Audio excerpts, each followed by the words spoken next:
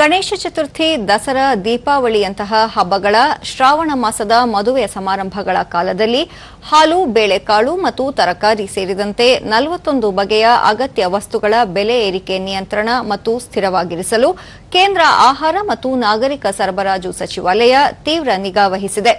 ಸಚಿವ ಪ್ರಹ್ಲಾದ್ ಜೋಶಿ ಅವರ ನಿರ್ದೇಶನದಂತೆ ಎನ್ಸಿಸಿಎಫ್, ನಾಫೆಡ್, ಕೇಂದ್ರೀಯ ಭಂಡಾರ ಮತ್ತು ಇತರ ಚಿಲ್ಲರೆ ಮಾರಾಟ ಮಳಿಗೆಗಳ ಮೂಲಕ ಗ್ರಾಹಕರಿಗೆ ಕೈಗೆಟುಕುವ ಬೆಲೆಯಲ್ಲಿ ಅಗತ್ಯ ವಸ್ತುಗಳು ತಲುಪುವಂತೆ ಸಮಯೋಚಿತವಾಗಿ ಕ್ರಮ ಕೈಗೊಳ್ಳಲಾಗುತ್ತಿದೆ.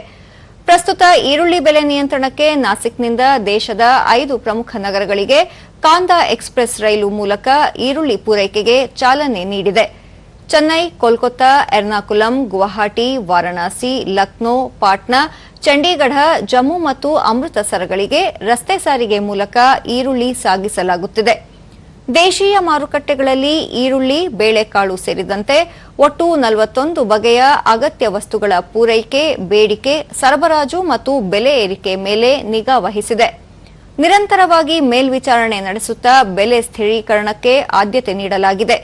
ಪ್ರಸ್ತುತ ಮಾರುಕಟ್ಟೆಯಲ್ಲಿ ಟೊಮೆಟೊ, ಆಲೂಗೆಡ್ಡೆ ಮತ್ತು ಕಡಲೆಬೇಳೆ ಬೆಲೆ ಕಳೆದ ವರ್ಷಕ್ಕಿಂತಲೂ ಕಡಿಮೆ ಇದೆ. ತೊಗರಿ, ಕಡಲೆ, ಮಸೂರ್, ಉದ್ದು ಮತ್ತು ಹೆಸರುಕಾಳು ಸೇರಿದಂತೆ ಪ್ರಮುಖ ದ್ವಿದಳ ಧಾನ್ಯಗಳು ಹಾಗೂ ಅಗತ್ಯ ತರಕಾರಿಗಳ ಬೆಲೆಗಳು ಸ್ಥಿರವಾಗಿವೆ ಎಂದು ತಿಳಿಸಲಾಗಿದೆ.